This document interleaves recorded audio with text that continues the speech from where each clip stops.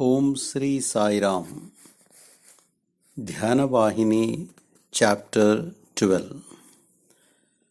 Do not be a slave to impulses.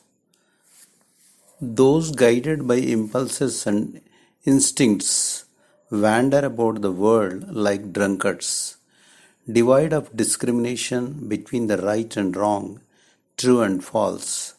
The overpowering influence of these animal impulses makes them forget the dire consequences of yielding to them. They have no shame or fear. Instead, they simply revel in the search for worldly pleasures, in the accumulation of comforts, and in the sheer enjoyment of luxuries. For those plunged in these impulses, the intellect is a useless, functionless position. By constant pursuit of sensory pleasures, the impulses become hardened and they strike deeper and stronger roots. That is why the advice has been given in the Gita to give up the fruit of one's actions. The impulses become stronger because the fruits are always kept in mind whenever actions are performed. This makes people proud and conceited, and they try to thrust their pride in the faces of others. The impulses enslave them, and under their influence they stoop even to the lowest type of wrongdoing in order to get rich and earn the money needed to satisfy them. They start worshipping Mammon as their god. Of course, riches are essential, but surplus riches that give worry, anxiety, and pain are not desirable at all. One should not seek to acquire riches to that extent. Besides, people strive to earn the praise of others and avoid being blamed by others. This too is to be classed as an impure impulse. Seeking praise and blaming others are impulses. The world is a nest of crows. Some caw in praise, some caw in derision, but you should be above the reach of praise and blame. Make light of praise, treat it as something spat out by others.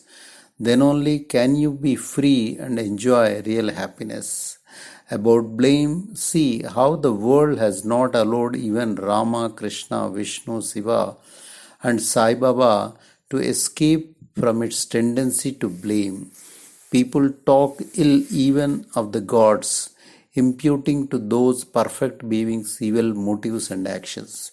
From foul-minded people such as these, can any consideration be expected toward mere man? Any excuse is enough for them. The white hates the black hates the white. The Shaivite scandalizes the Vaishnavite, and Vaishnavites spreads stories about the Shaivite. Everyone loves their own religion, their own native place, and themselves. One loves one's own methods of worship and forms of ceremonies. This love takes the form of praise of one's own creed and blame of the other's faith. Though all this is related to one's relationship with God, such impulses are and must be classed under impure, malina impulses. Such mean attitude, saturated with ignorance, have to be removed by repetition of the name and meditation that fill the heart with broad and universal Atmic wisdom. Then the limited impulses will be transformed and transmuted into holy impulses and will vanish. It is indeed a wonder why people fail to put forth all effort to remove the impure impulses. For by following their path they get only pain, sorrow, and agony. The deluding effect of these instincts and impulses makes them believe and feel that they are on the correct path towards the goal of happiness. That is why they are reluctant to give them up. That explains why they hold on to them so fast. If they read some good books about the Supreme Atma, the brain could be brightened. they could at least grasp the essence of the scriptures, Shastras. Mere reading without practice is impure. The number of scriptures are countless. Time is too short to study all of them, and the obstacles in the path of understanding them are also too many. Of what use is it to pore over silly books or jaw breaking scriptures, or to learn about modes of devotion that are not put into action? It is all wasteful effort. Spending all the time in study apart from practice also deserves to be condemned as an impure impulse, Malina Vasana. Listen, Bharadwaja studied the Vedas for 3 successive lives.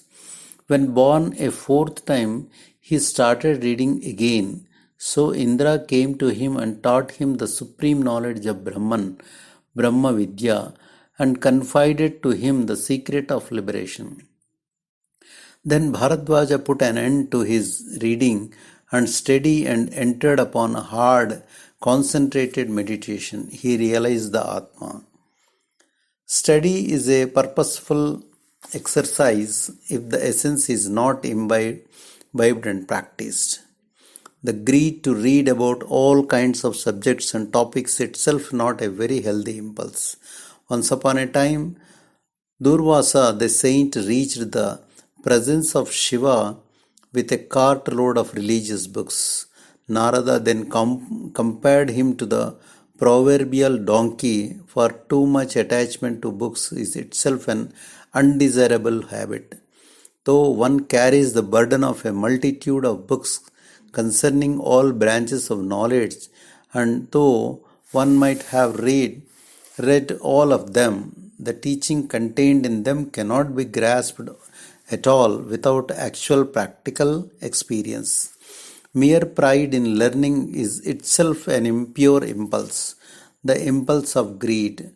When Durvasa heard such words of advice, he was enlightened. He immediately threw all the bundles into the sea and plunged into deep meditation. See how the sages feel that meditation is all important for attaining full knowledge. It is impossible to know the truth of the Atma through the study of manifold scripture Shastras, by the acquisition of scholarship, by the sharpening of the intellect, or by the pursuit of dialectical discussions. It cannot be realized by these means. Svetaketu, the son of Uddalaka, was a great Pandit. One day, the father asked the son, Svetaketu, have you understood that scripture whose understanding allowed all scriptures to be understood? The son replied that he did not know of such a scripture and had not learned it. Then Uddalaka taught him the unequaled scripture of knowledge of Brahman, Brahma Vidya, which grants one the knowledge of the truth of the Atma. Master the wayward mind through meditation. Hence, one should first grasp clearly the habits and mannerisms of one's mind and its tendencies and attitude. Then only can one control it, gain mastery over it, and purify and develop memory, will, and imagination.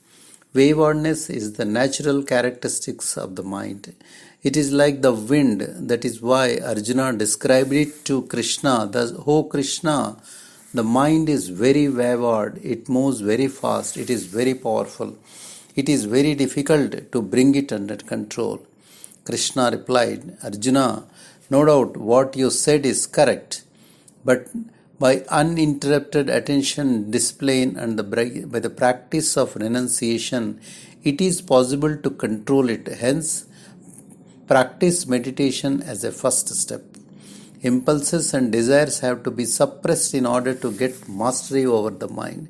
Desires excite the mind and make it rush towards the senses.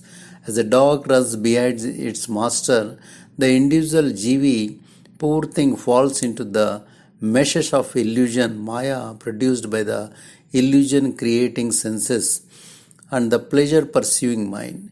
To escape all this agony, one should have recourse to meditation, free from free from freed from the clutches of the desires and slavery to the senses.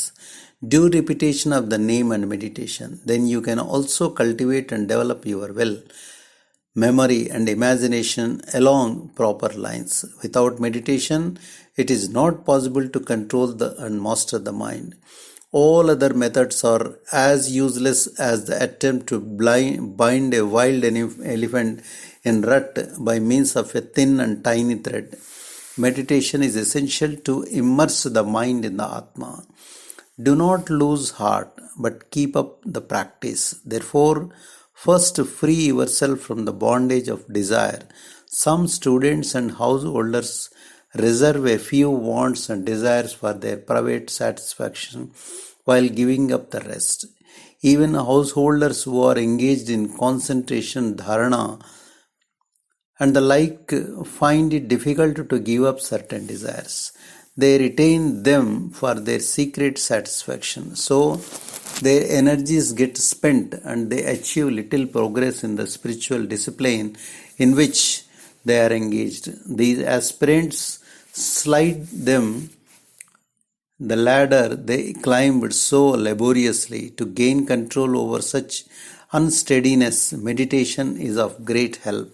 It is not enough if one sense is conquered, all should be mastered from all sides. Of course, this is a very hard task. You might feel like giving up the entire struggle, but never lose heart. Be patient and persevering, and final success will be yours. Only you should not, like some spiritual aspirants, stray from the path of discipline as soon as you feel you are not succeeding as much as you hoped. That is not the road to victory. Persevere, be patient, and earn victory in the end. Jai Sai Ram.